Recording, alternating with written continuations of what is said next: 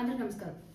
కాకినాడ జిల్లా తునిలో గురుకుల పాఠశాలలో 8వ తరగతి చదువుతున్న బాలికని నారాయణరావు అనే వ్యక్తి బయటికి తీసుకువెళ్ళి హంసవరపు తోటలో అత్యాచారం చేసే ప్రయత్నం చేశాడు. అక్కడ స్థానికులు అది గమనించి ఎందుకు ఇలా ఈ పాపం తీసుకున్నట్టు వచ్చారని అడిగితే కళ్ళబొల్లి మాటలు చెప్పి తప్పించుకునే ప్రయత్నం కూడా చేశాడు. ఇంకొంచెం గట్టిగా మాట్లాడితే అక్కడ ఉన్న వాళ్ళందరూ నేను టీడీపీ కౌన్సిలర్ని, మీరు నన్ను ఏం చేయగలరు అంటూ దబాయింపుకు దిగాడు. అంటే కూటమి నేతలైతే తప్పు ఒప్పైపోతుందా?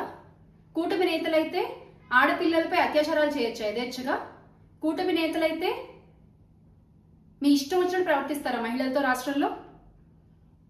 కళ్ళబొల్లి హామీలు ఇచ్చి మహిళలకి మేము రక్షణ కల్పిస్తాము అంటూ నోటికొచ్చిన అబద్ధపు మాటలన్నీ మాట్లాడి అధికారంలోకి వచ్చిన ఈ రోజు కూటమి నేతలు ఎందుకు రాష్ట్రంలో ఇంత జరుగుతున్నా నోరు మెదపరసలు? ప్రతిరోజు ఏదో ఒక మూల ఏదో ఒక మహిళపై ఏదో ఒక అత్యాచారం జరుగుతూనే ఉంది. ఈ రోజు తుని సంఘటన కూటమి ప్రభుత్వానికి ఒక మాయని మచ్చ అన్న విషయం గుర్తుపెట్టుకోవాలి మీరందరూ కూడా. అరే, ఒక మైనర్ బాలిక 8వ తరగతి చదువుతున్న అమ్మాయి, ఆ అమ్మాయికి మీరు కలబుల్ మాటలు చెప్పి మీకు ఏం చేద్దామని అసలు ఏమనుకుంటున్నారు మీరు? ఇలాంటి నేరస్తులందరికీ చేతులు ఇచ్చి గొడుగు పట్టి రహదారులు వేస్తున్నారు ఈ రోజున కూటమి అధికారులందరూ కూడా. ఇదే మా వైసీపీ ప్రభుత్వంలో అయితే నేరస్తులందరూ జైల్లో ఉండేవారు. కానీ ఈ రోజున కూటమి ప్రభుత్వంలో మంచి వాళ్ళు జైలుకి వెళ్తున్నారు, ఇలాంటి నేరస్తులందరూ బయట యథేచ్ఛగా తిరుగుతున్నారు. అందుకే ఈ రోజున స్వర్ణాంధ్రప్రదేశ్ కాస్త అత్యాచారాంధ్రప్రదేశ్ అయింది. మీరేగా చెప్తారు స్వర్ణాంధ్రప్రదేశ్ అని. ఇదేనా స్వర్ణాంధ్రప్రదేశ్ అంటే?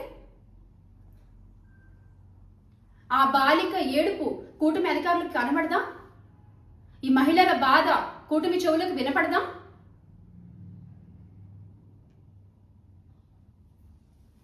అసలు మీరు ఏమనుకుంటున్నారు అంటే ప్రతిసారి మీరు అధికారంలో ఉన్నప్పుడు చంద్రబాబు నాయుడు గారు మీరు మహిళలకి చేసింది గుండు సున్నా.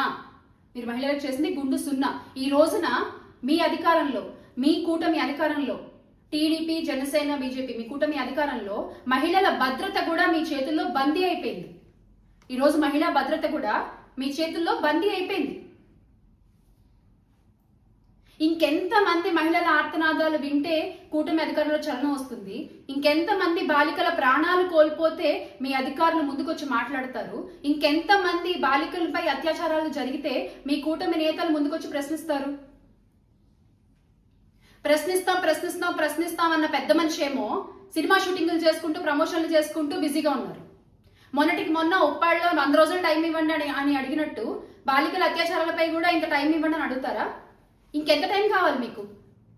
సంవత్సరంన్నర, దగ్గర 18 నెలలు అయిపోయింది. ఇంకెంత టైం కావాలి మీకు? మీరు అధికారంలోకి వచ్చిన దగ్గర నుంచి జరుగుతున్నదే ఇది. మహిళల రక్షణ కోసం మీరు ఏం చేశారు? నేరస్తుల్ని మీరు ఎలా శిక్షించారు? ఈ రోజున పోలీసులకి కనీసం నేరస్తుల్ని అరెస్ట్ చేసే స్వతంత్రం కూడా లేదు. ఎందుకంటే వాళ్ళంతా అలయన్స్ లో ఉన్నారు కాబట్టి వాళ్ళు అరెస్ట్ చేయలేరు.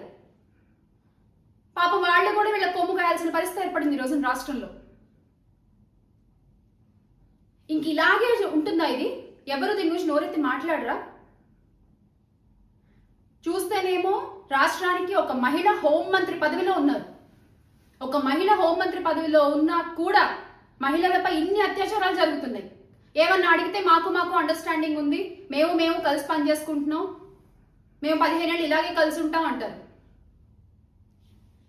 ఇలాగా మీరు ఒక రాష్ట్రాన్ని ఉంచేది ఇంతమంది కలిసి ఉండి. ఒక్క వ్యక్తి ఎటువంటి పొత్తు లేకుండా గెలిచి రాష్ట్రాన్ని 5 ఏళ్ళు ఎంత సుపరిపాలన చేశారో, మహిళల కోసం ఎలాంటి యాప్లు తీసుకొచ్చారో, వాళ్ళ రక్షణ కోసం ఎంత ఆలోచించారో, వాళ్ళు స్వయం ఉపాధి కోసం ఎంత కష్టపడ్డారో, ఎంత తపన పడ్డారో రాష్ట్ర ప్రజలందరికీ తెలుసు. ఒక అన్నలాగా ప్రతి మహిళను రక్షించుకున్న ఘనత వైఎస్ జగన్మోహన్ రెడ్డి గారి ప్రభుత్వాన్ని గత 5 ఏళ్ళు కూడా. కానీ ఈ రోజున యాప్లు ప్రవేశపెడతారు. మీరు ఎగ్జామ్లో టాపర్ పేపర్ చూసి కాపీ కొట్టి యాప్లు ప్రవేశపెడతారు. సేమ్ దిశ యాప్ని కాపీ కొట్టి శక్తి యాప్ అని పెట్టారు. కానీ ఏం చేస్తుంది ఆ శక్తి యాప్? ఏమైపోయింది ఆ శక్తి యాప్? ఈ రోజున ఒక్కళ్ళు లబ్ధి పొందిన వాళ్ళు ఉన్నారా అని ప్రశ్నిస్తున్నాం. శక్తి యాప్ ద్వారా ఒక్కళ్ళు ఉన్నారా? ఎందుకండి మీరు యాప్లు ప్రవేశపెట్టి? ఎందుకు చెప్పండి? ప్రతిరోజు వయసుతో సంబంధం లేకుండా మహిళలు ఇబ్బంది పడుతున్నప్పుడు, మహిళలపై అత్యాచారాలు జరుగుతున్నప్పుడు, ఇంతమంది మహిళలు కన్నీరు కారుస్తున్నప్పుడు మీరు ఎన్ని యాప్లు ప్రవేశపెట్టి ఎందుకు? ఇప్పటికైనా కళ్ళు తెరిచి ప్రజల సమస్యలపై దృష్టి పెట్టి, ముఖ్యంగా మహిళల కోసం ఆలోచించి మీరు మా రక్షణ కోసం ఏమి చట్టాలు తీసుకొస్తారు, ఏ యాప్లు తీసుకొస్తారు, ఎలా వ్యవస్థను శిక్షిస్తారు, దయచేసి బయటకు వచ్చి చెప్పండి. మీరు మా జగన్మోహన్ రెడ్డి గారు వేసుకున్న షూస్ మీద పెట్టిన శ్రద్ధ రాష్ట్ర పరిపాలనపై పెడితే బాగుంటుంది. ఖచ్చితంగా మహిళా రక్షణ కానీ, వ్యవసాయ రంగం కానీ, విద్యారంగం కానీ,